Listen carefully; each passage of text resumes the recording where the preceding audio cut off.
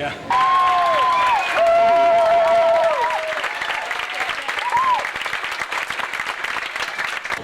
We're going to get ready to start right now. I'm going to go ahead and introduce our celebrities that we have here at the 29th Metropolis Superman celebration here on the very end. He starred in Superman vs. the Mole Man. Also, he's one of the Lollipop Kids in The Wizard of Oz, the one and only Jerry Maren.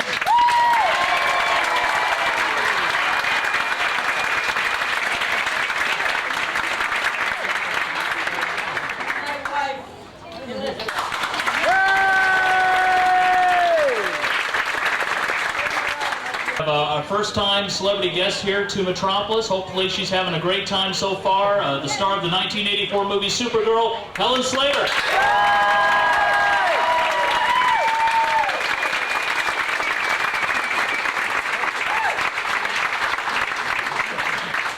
And finally, she is the First Lady of Metropolis. She's a longtime favorite. We're always great to have her here. The one and only Noel Neill.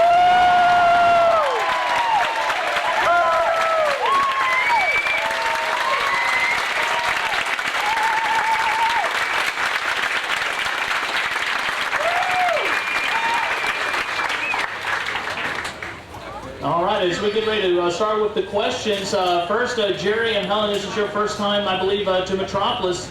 What's it been like so far? What's that? What's it been like being here at Metropolis so far? I love Metropolis. I mean, there's more to that, but I do. I love it, and let me see what else can I say. Lovely weather. Thank you for your kindness and your hospitality. It's great.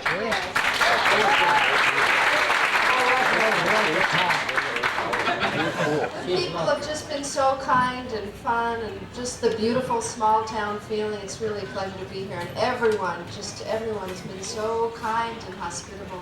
It's a real pleasure. I feel very privileged, so thank you for having me.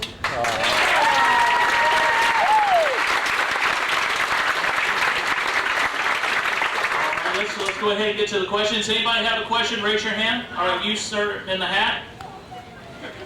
There's a lot of hats.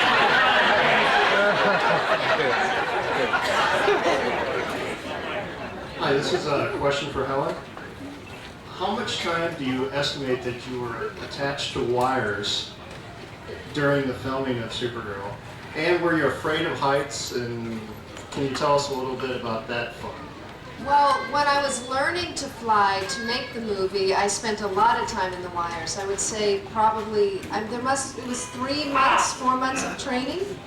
And so for getting in shape, and during that time I was in the wires probably, I mean, at least 2 months of it, every day for 2 to 3 hours. I wasn't scared in the beginning because they would only raise me up 3 to 4 feet, but I do remember the first time when I was raised 40 to 50 feet and being very, very nervous, and just, I think because I was 18, I just was able to. I said last night, I remember singing Hello Dolly to myself quietly as they were rising me up, and then and having to do the first somersault, being that high up, that kind of just really scary thing. The singing helped, but yeah, and then once we were shooting, the flying sequences were usually done. They were done set time, usually took like 2 to 3 days for each flying sequence coming out of the water, and then the kind of the ballet little thing, and then with the tractor at the end. But yeah, so it was great fun though. I had a great time. And Noel, you had some experience as well being up on the wires, didn't you, on the TV series? We were way ahead of wires. We had the frying pan, as I said, to lay on, and then they put our clothes on over that and tilt us around. I flew in the last show we did. It was fun. We felt sorry for George there. All right, we have a question here. I have a question for Noel. The Superman Returns, the movie last year, we were really excited to see it be the first thing in the movie. I thought that was fantastic. And I was just wondering how you felt when you saw the script that they were going to actually have you in the major scene in the movie actually acting. And usually these cameos are just like, they just show you and that's all you see. Well, actually, it was very quick. I had met the director a few months before, and his entourage had been in. And I was settled that I was going to work on it, they called me to ask Jack to work because they knew he doesn't like to fly, and you're a friend, and can you? So I said, fine, so I got Jack to go too. And I think they just wanted to be nice to two of the old timers that worked in the series, and of course we fortunately got a lot of publicity for them. We did a lot of work, but it was fun. We didn't know what we were going to do. Everything was a big secret. And the first thing I found out when I got here was that Lois Lane had a child. And Noel was dead, and I said, oh no, don't do that to Lois Lane. I mean, we're trying to keep it up and whatever for everybody always hears, and they do that to us, but whatever. It was fun. All right, another question? This question is from Ms. Slater. I have a question in regards to, like Jamie Lee Curtis has said that her badge of honor was Halloween, that was her first movie, and to this day she's very proud of that role, and I'm assuming that your role as Supergirl, would you say as an accomplished artist, is that your signature role? Do you hold it in high esteem? I would say that it opened the door for me. Without having done Supergirl, I wouldn't have been able to do the films after that and the records and television programs. So I always feel very grateful and lucky that I was chosen to play that part. Very much so. All right, do we have a question? We got a lady over here. Noel, Neill. I've heard a rumor that you might move to this wonderful town of Metropolis. Is that true? No. Are you Not that sure? it isn't a wonderful town, but no, I'm not moving here. I'm already waiting. All right, we have a question here in the back. Looks like a mild-mannered reporter with a question. We're in trouble. This question is from Miss Neill. First of all, you look great. I saw you last year, but I was kind of back in DC. But I know I'm kind of young as far as your fan base might go. I love the show. I just picked up the first DVD about a month and a half ago, and I just started watching it, and I just could not stop. My question is, in the film, I'm sorry, there was an interview that you had with the Superman website about the film Hollywoodland. You said you didn't feel that it really gave George a fair shake. My question is, what was closer to the George you knew? The Clark Kent Superman, which is obviously a character, but that or the portrayal by Ben Affleck? And did you think they did anything right? And I don't want to, bring up any sore issues, but did you think they did anything right? Gotta watch my words, keep my mouth shut for a change. No, don't! Well, of course, George is so hard to duplicate because he has, charm or had charm. Well, he still has it, I'm sure, wherever he is.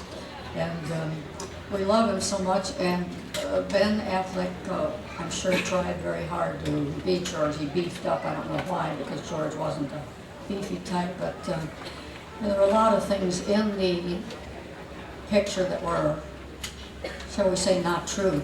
But at the very end, they left the two versions of what happened to George up to your decision. Whoever was watching the movie could make up their own mind from the pick and choose from whatever they saw on the screen to decide what really happened to George. But they still don't really know, except that he did not commit suicide. But we miss him. We were going to make another 26, and he was going to make it a movie first, and then we were going in September, but not to be. Sorry, George, where do you want? But anyway, thank you for asking.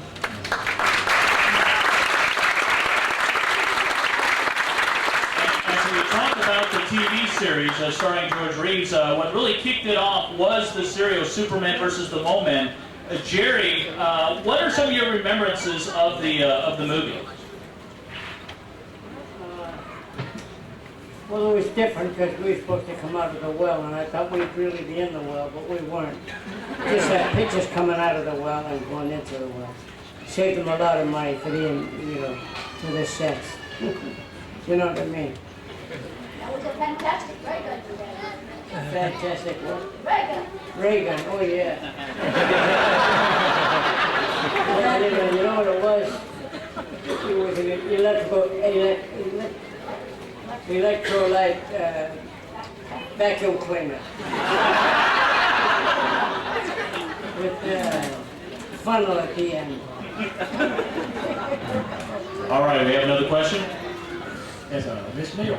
Glad to see you. I've been wanting to see you for a long time, and to me, you are Lois Lane. No doubt about it. Oh, And, thank you. we won't talk about age, but I remember seeing you in Hop on Catchy movies too. A lot of westerns. Yeah, that's why I say when I came up here today, I said, why would the cowboy come see Superman? I said, well, you know, they're cousins. I feel like they're cousins. But how was Harvey or how was George Reed actually, honestly, to work with? How was each one to work with? Oh, George was wonderful to work with. He was so helpful, and so he always knew his lines, and he'd do them and leave and whatever, and let the rest of us sort of muck everything up. But he was a wonderful, wonderful person. But of course, I loved to work in westerns because I always said if your agent called and said you were going to do a western, they'd send you. I got Supergirl very quickly. I graduated in June, and I think I auditioned for Supergirl at the end of October, so 4 months later. And of course, in addition to your acting career, what many people may not know about you as well, and if you go to her website, helenslater.com, they will find out that you also are a singer with two albums out. I'm a composer first. I wrote musicals while I was at Performing Arts, and then I always had great singers doing my music, but for these 2 records, I kind of just said, okay, I'm going to do it myself, and enjoyed it and had a great time, and I've gotten great feedback and selling it online. So thank you for promoting that. And I think you do have some CDs to I've been selling them here. I've been selling just the last record that I made in Nashville called Crossword, because we sold out of the One of These Days, so hopefully later. Questions? This one's for Jerry. In The Wizard of Oz, how long did it take you to get that song, the Lollipop Girl, down pat? Took me 2 minutes. It's all the same word.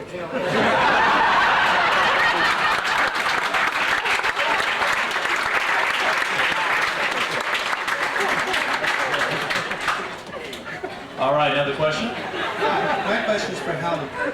Did you do much research, read any of the old comic books, or read the original comic book story for Supergirl? And did you ever watch the TV series starring George Reed? I was telling Noel, I loved that series as a little girl growing up, and was a big fan of the Superman movies, because I was 16 or 17 when Superman 1 and 2 with Chris had come out. But I didn't know the comic books as well. In fact, since I have a daughter, she's gotten into Supergirl comic books, and now I've kind of traced it back, started to read more of it, and seen, it was great. I had a great time seeing the stories. All right, Helen, we've got another question for you. Hello, Helen. My question would be, what was it like to work with the Salkinds? We've heard a lot of stories about the stress on Superman 1 and 2, and the replacement of Richard Donner with Richard Lesser Complete 2, and now we have Richard Donner cut. And I met some of the stars from Superman in 2001 here at the celebration, and they expressed off the side that they were very unhappy with the Salkinds.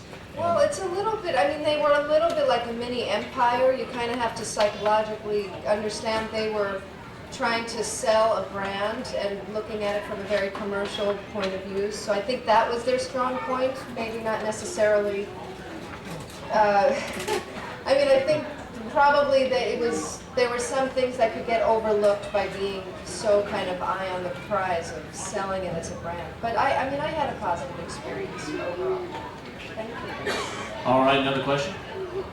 This question is for Helen. I was just wondering, what was it like to work with Peter O'Toole? And also, what was it like to work on the Phantom Zone set of Supergirl? Peter O'Toole, as someone said last night at dinner, he'd watch Peter O'Toole read the phone book, and I feel the same way, just the honor of working with him. My favorite memory of him specifically with me is that he would have me do Shakespeare for him, because I had these sonnets memorized and a Juliet speech from Romeo and Juliet, and I remember him one time, he said, okay, let me see you do it, and I would do it, and he said, okay, now I want you to imagine holding 2 dandelions between your thumb and your forefinger, just so that I would be very still while doing Shakespeare, so the poetry would just be held up, which was extraordinary at that young age to get that kind of feedback. And then the Phantom Zone, I have a memory, I think it's still in the film. he was, you know, in the Phantom Zone. The wind was blowing. He was using his whole body. And I'm kind of like walking through the Phantom Zone. The wind's blowing. It's kind of blowing my hair. And I look at it now and I smile, thinking he had the wisdom to be using his whole body and really acting like it was. And I wish the director had said, you know, can you come up to Peter O'Toole's level there? You look like you're in the mall. I had a great time. All right, we have another question over here. This question is for Elizabeth Maren. Hi, Elizabeth. Could you describe, last night Jerry described his toughest stunt, but as I understand it, you've done as many stunts mostly for children actors in your life. Can you describe the scariest, most perilous stunt you ever had to perform, and what was it for? Well, none of them were too scary because they don't want it to appear like a child is doing anything dangerous. But one time I was supposed to be a little astronaut 70 feet off of the ground. And they weighed me and everything, and they took me up, and it worked fine. And then when they got ready to do the shot, they handed me a 25-pound picnic basket. So when I went up 70 feet, I turned upside down. Head first. And the director's yelling, "Get her down!"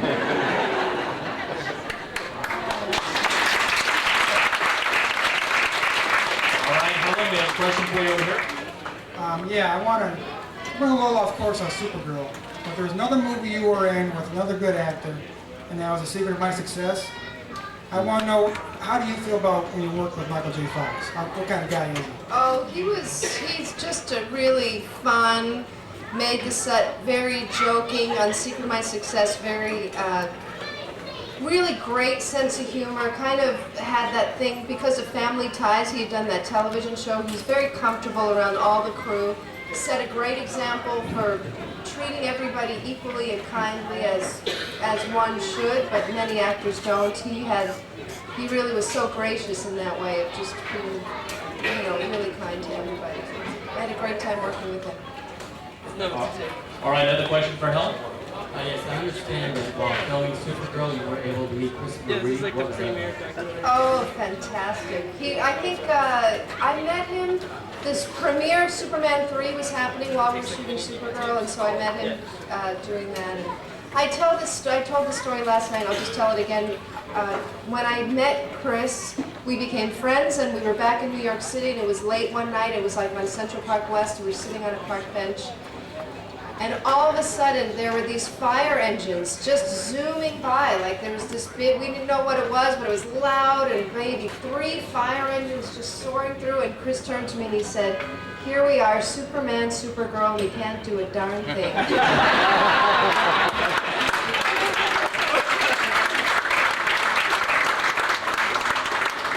All right, we have a question here. Yeah, a question for Helen. Were any other Supergirl movies planned in the future? There were. And kind of just... I think because it wasn't a commercial success, they didn't have the, they didn't do it. They didn't do it anymore. Well, and you talk about the success of Supergirl. Here in the States, the success wasn't as good, but I understand overseas, it was actually a much bigger hit. Yeah. And of course on DVD, it's got a real huge cult following. It has, it does. Another question? Were you looking forward to playing the role again? I had a great time. You know, I was talking to some of the comic writers last night about the myth of Supergirl and why maybe it didn't work as well in America, or just how to crack the code of making that story viable and interesting. And I think they hadn't figured it out, and maybe that's why they haven't done it again. They have to, I don't know what, we haven't figured it out yet either. Maybe you guys know, but something about the actual story is, she shouldn't be trying to be like Superman. It should be a different kind of story. So I don't know. Hopefully they'll remake it though, and they will come up with a really strong story. All right, Noel, we got a question for you back here from our mild-mannered reporter. Miss Neill, like I said, I've been watching the whole sereries, and I read somewhere that the marriage of Superman was one of your favorite episodes. And in that, obviously, there's a romance between Lois Lane and Superman. And then the alarm clock goes up. It was all a dream. And there wasn't much of any, if any, romance other than that between your Lois and George's Superman. And I was wondering if you kind of would like to have seen more of that, or if it would have gone in that direction at some point, or you think maybe it was okay just that they were co-workers, hero and damsel in distress. Well, I don't think it was going to go anywhere. The thing is, Kellogg's had a big investment with the New York office in our show, and they wanted to keep it for the kids, for the children. They said our men are out selling cereal for the children, so we don't want any blood and this and that and the other thing. And I know in the first movie with Chris, they married supposedly Lois Lane and Superman, but the idea really tanked as far as the public was concerned. No, don't muck it up, But so they've stayed away from that until this last one where she had a child.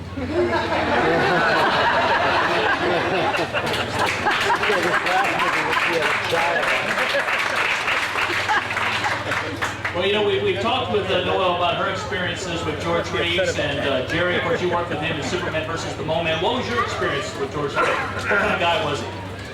I didn't know him very well, but he was a very nice man. I mean, I didn't know him well. We weren't pals or anything like that. Just passed in the day, I always called him the son of I wasn't in his scenes and he wasn't in mine. Okay. Question? My question is from Slater, and I was wondering if they did make another Supergirl movie, would you be willing to play the part? Oh my gosh, I'm 43! Sure!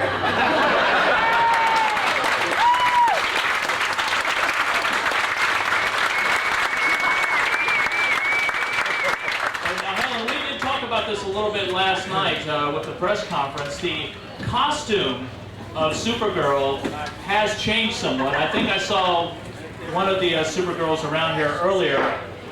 Come up, let them see the new Supergirl.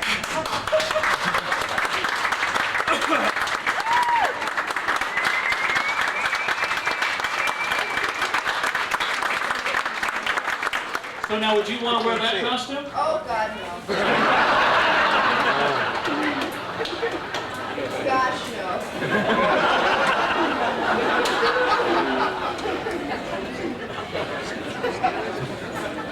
All right, we got a question here in the back. Miss Neill,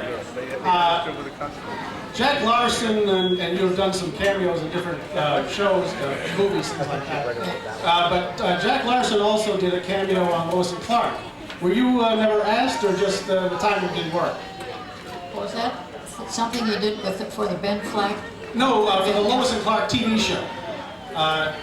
Jack Larson played Jimmy Olsen as an older man in one of the episodes. I don't remember that. It obviously wasn't asked.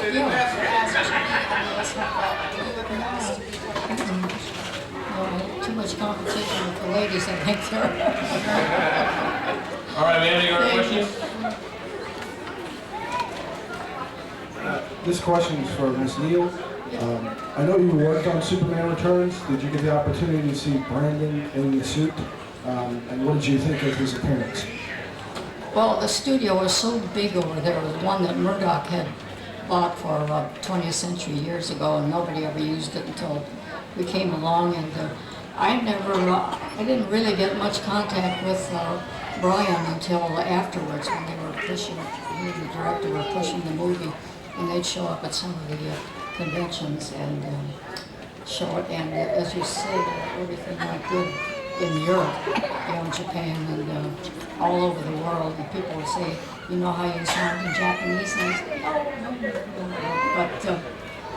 "No." But I didn't see him in the suit over in Australia. But in fact, I didn't even meet him over there. But including my leading man,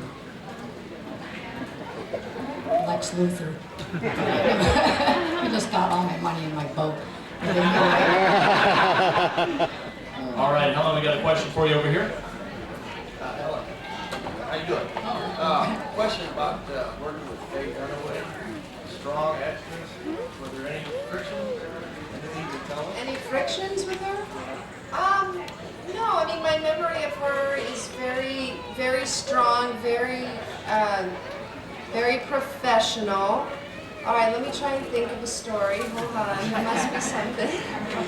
Honestly, it was, my memory is that it was a lot about the lighting and her being a perfectionist about where the lights were, and a lot of it was, so that was interesting to learn about that too, like someone who's so particular about how they get lit and their costume, but yeah, she was very gracious to me, so I felt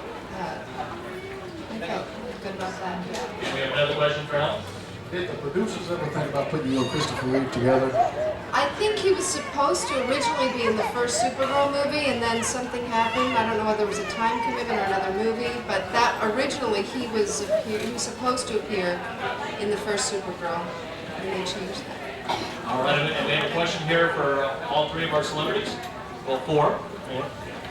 It's a simple question. If you could have any one superpower, what would it be and why? X-ray vision.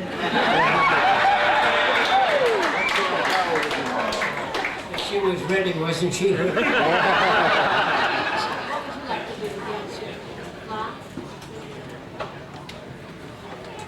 don't know, I'd like to get the daily double from every racetrack in one day.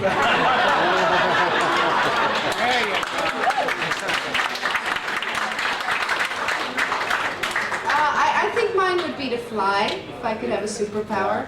Pretty great. To be able to fly. That would be terrific. It'd probably be somebody that owned the darn show. I'd probably be the person that All right, owned we the have a show. question back here. Another one for Jerry. Did you star in any other movies, and if so, what were they? Yes, I started in a movie called Five Little Cigars. And I played Cadillac, the driver. Jerry has been in over 150 movies, television shows, commercials. He's the original Buster Brown, Little Oscar. He was with Andy Williams for 3 years, The Gong Show for 3 years, and many sitcoms and other shows.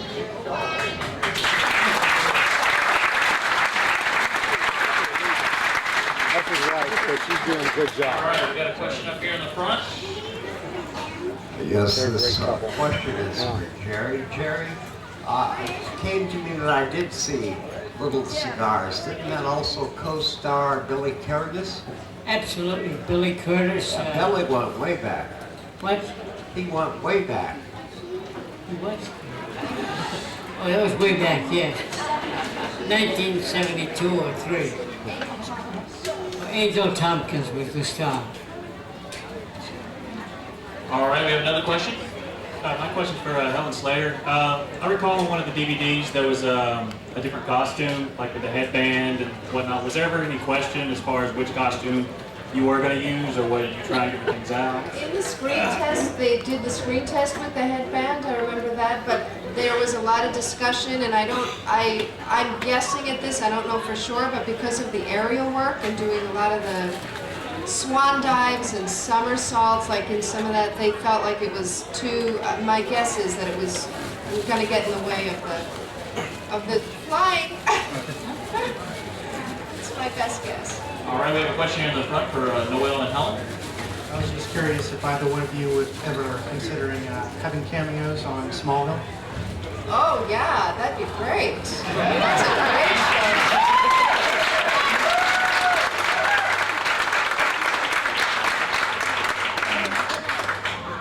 I always say yes without even nobody ever calls. Well, now Jake Black, he's around here somewhere. He's got some connections to Smallville, the TV series. Maybe we can talk him into it.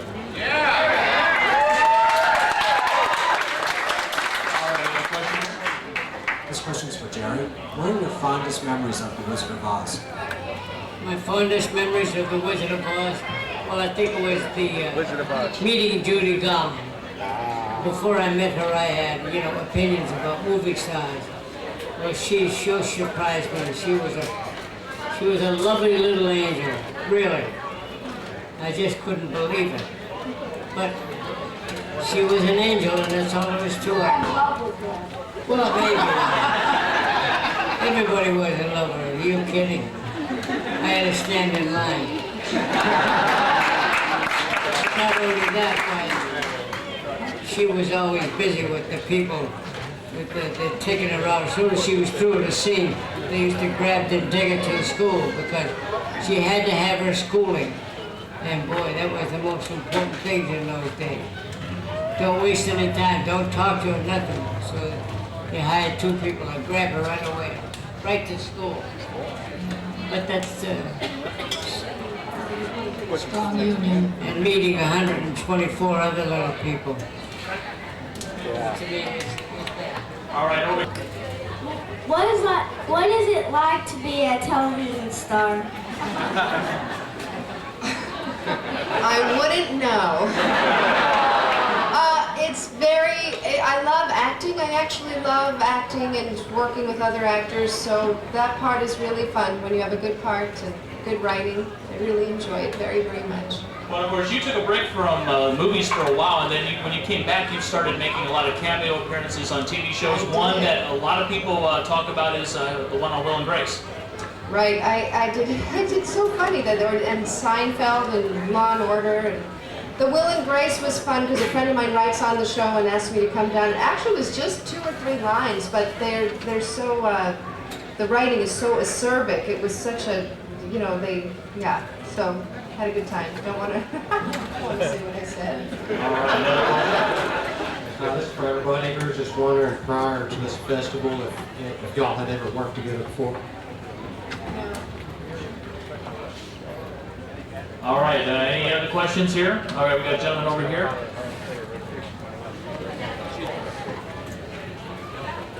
It's for Helen Slater. Do you have any in your original Supergirl outfits? I don't. I don't think legally I was allowed to even take a shoestring from, I mean, we're just very... They wouldn't let you have it, tell the truth.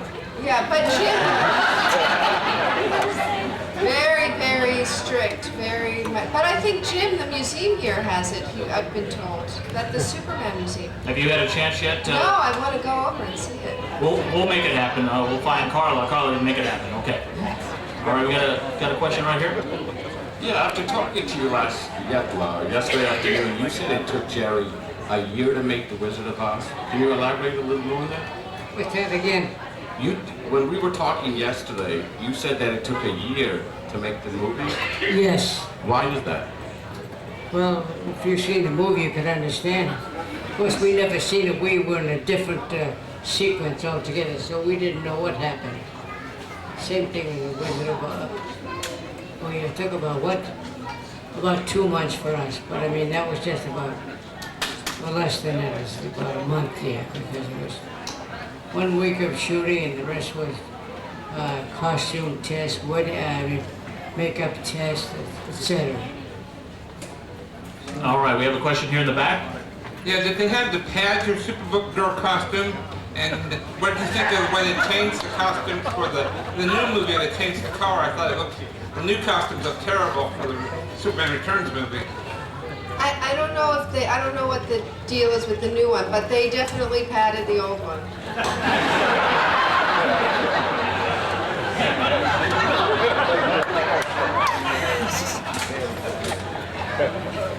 All right, we have another question here in the back. Helen, this is for you. Do you think there will ever be a sequel to your first 84 Supergirl movie? I think if they do it, if they're smart, they'll just revamp, find a great story to tell, and Well, I hope you'll get to play the car because you're super fine. oh, thank you.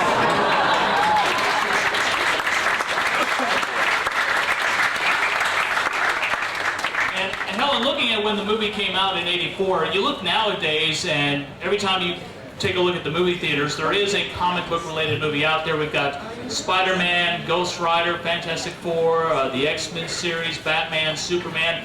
But in the '80s, really all there was as far as comic book movies go really was the Superman franchise. Do you think that might have maybe had a bit of an effect that the market at the time just was not so comic book oriented? I think it's possible, this is totally my opinion, that my hunch is though that the story wasn't, they just didn't find this a strong enough story that really captured girls' imaginations. It was very complicated in the Supergirl movie, and as successful as it was overseas, I think maybe for the American audience, they just, I don't know. I mean, that's my hunch, totally my own hunch, I guess. Do you think, as successful they've been with Smallville and kind of tweaking the Superman mythos as far as a younger Clark Kent for our generation out there today, do you think they could possibly do that with Supergirl? I hope they would. I mean, with Heroes, you know, the television show Heroes, and I think they're figuring out ways to maybe hybrid the kind of Superman, Supergirl with real life, real small town life. Hopefully, though, I think it would be great. All right, we got a question up here. Jerry, you were in the movie Wizard of the Oz, which was made in 1939, which was 68 years ago. Do you have any idea how many of the original cast are still living, and what's the secret to your longevity?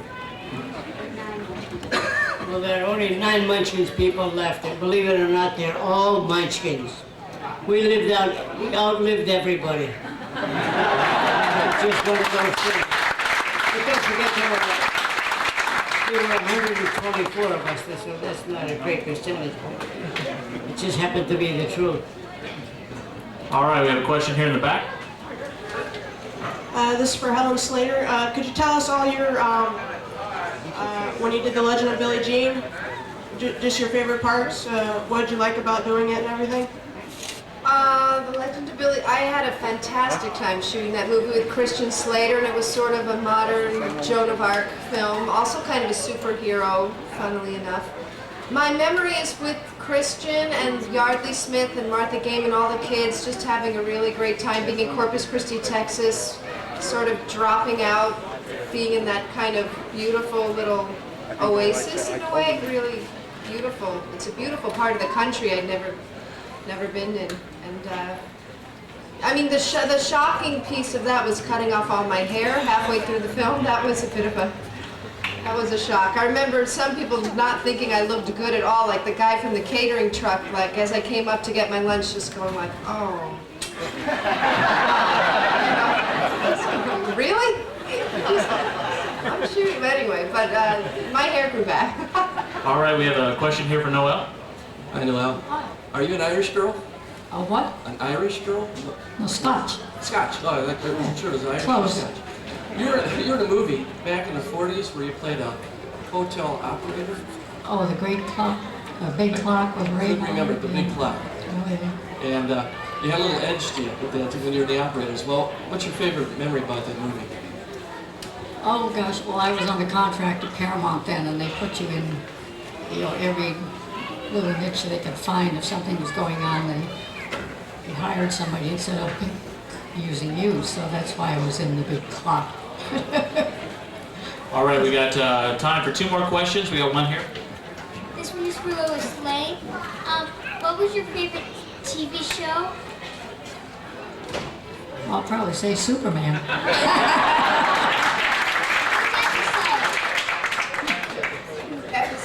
Which episode? Oh, where I dreamt, or a couple of them. One I liked was the Tomb of Zaharan, because I liked the black wig I wore, and I tried to buy it, but they wouldn't let me have it.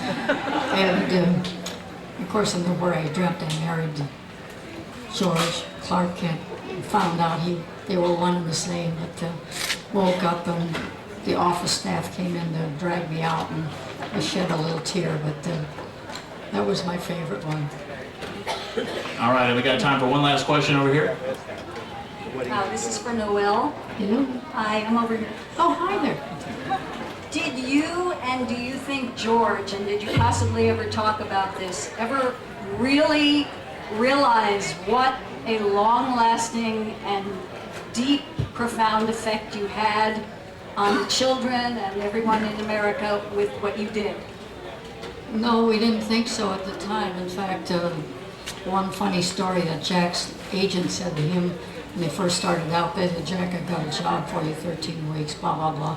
And Jack said, "Oh, I want to go to New York again," and he was really a good actor. And his agent said, Jack, do the show, do it 15 weeks, take the money, go back to New York. Nobody will ever see this show. And here we are, 16 or so weeks, months, years later. Oh, love it. All right, and this is just about ready to wrap up, but before we go with the Q&A, I do believe we have some awards to give out. We really appreciate you coming out for the celebration. This has been a great crowd. We had a little rain early on, but we are good to go. Sun's out, lots of activities. This year we have a great group of guests here. We're very pleased, and as you know,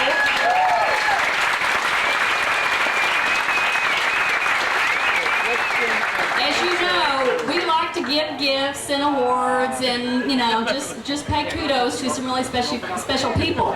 When in Metropolis, we have a special award that we like to give out. And so, Mr. Jerry Maren, we have a Superman of Metropolis award. And you can only get it right here in Metropolis. Superman.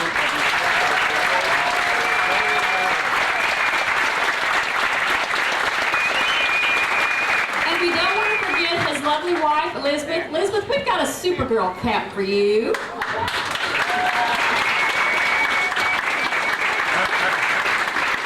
You know what? You might want to ask Helen to autograph that for you. And that would be complete. If you've not talked to Elizabeth, she's got some fantastic stories. So between her and Jerry, they will definitely talk you to death. Now, Helen, we have had numerous Supermans in town, various ages, from different movies, whatnot. We have actually had some Lois Lanes. We've had more than one. But I don't think we've ever had a Supergirl. So you are, I think, our official first. So we don't have a Supergirl award, Superman award.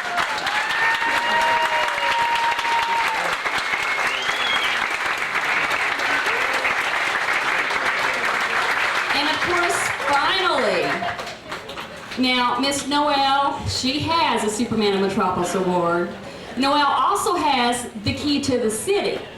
She also has the title of the First Lady of Metropolis. We're kind of running out of things to give her. Now, you probably have heard, we're actually working on a Noel, Neill, Lois Lane statue. Now, originally,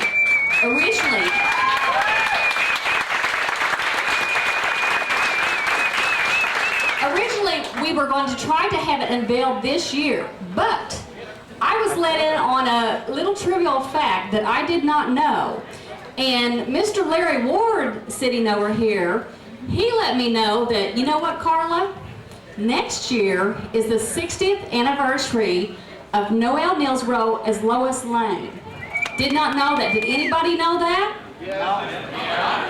All right.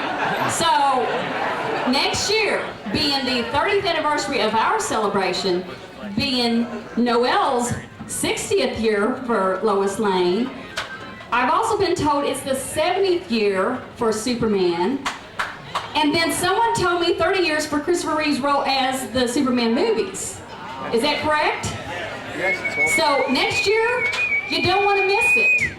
So for a very classy lady, we have this blue, baby blue satin ball cap with the Superman insignia on it for Noel. And she gets a hug from myself and the co-chair, Lisa Gower. Hug and kiss.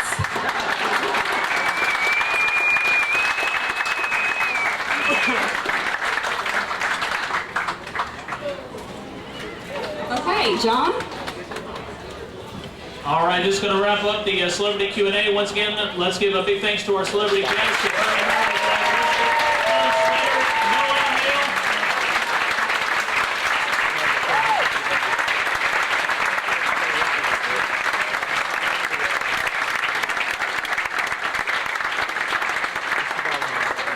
And if you can go ahead and stand and